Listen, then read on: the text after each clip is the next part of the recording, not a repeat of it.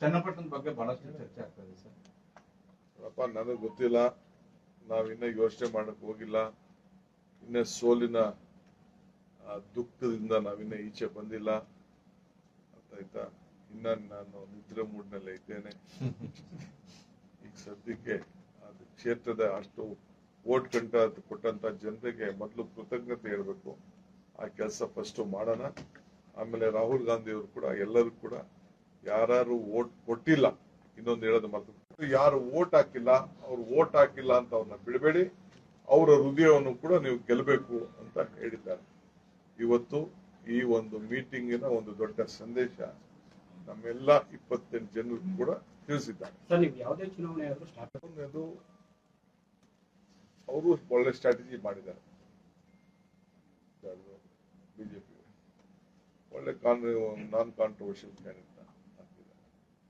ಅವರು ದಳದಲ್ಲಿ ನಿಲ್ಲಿಸಬೇಕಾಯ್ತು, ದಳಕ್ಕೆ ವೋಟ್ ಬರುವುದಿಲ್ಲ ಅಂತ ಬಿಜೆಪಿಗೆ ಅವ್ರ ಫ್ಯಾಮಿಲಿ ಮೆಂಬರ್ ನಿಲ್ಲಿಸಿದ್ದಾರೆ. ಅದು ವರ್ಕೌಟ್ ಆಗಿದೆ.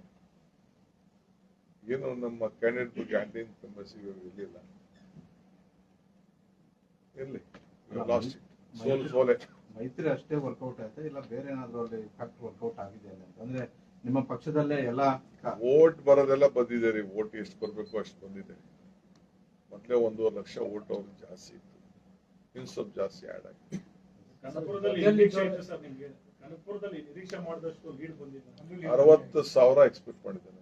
ಮಿನಿಮಮ್ 50,000 ರಿಂದ 60,000, 25,000 ಕಡಿಮೆ ಆಗಿದೆ.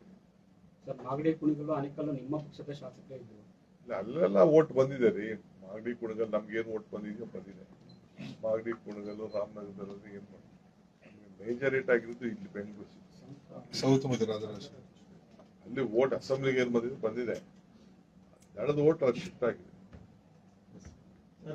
ಕನಕಪುರ ಮತ್ತೆ ರಾಮನಗರ ಜಿಲ್ಲೆಯಲ್ಲಿ ಡಿ.ಕೆ. ಶಿವಕುಮಾರ್ ಮತ್ತು ದೇವೇಗೌಡ ಕುಟುಂಬಕ್ಕೆ ಹಿಂದಿನಿಂದಲೂ ಜಿದ್ದಾಜಿದ್ದಿ. ಈ ಬಾರಿ ಅವರಿಗೆ ಮುನ್ನಡೆ ಸಿಕ್ಕಿದೆ. ಮುಂದೆ ಏನ್ ಸ್ಟ್ರಾಟಜಿ ನಿಮ್ದು? ನೋಡೋಣ.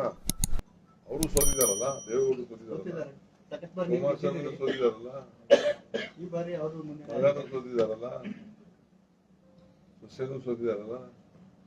ಕನಕಪುರದಲ್ಲಿ ದೊಡ್ಡ ಸೋತವ್ರೆ, ಕುಮಾರಸ್ವಾಮಿನೂ ಸೋತವ್ರೆ, ಅನಿತಕ್ಕನೂ ಸೋತವ್ರೆ, ನಿಖಿಲು ಸೋತವ್ರೆ, ಈಗ ಸುರೇಶ್ ಸೋತವ್ರೆ.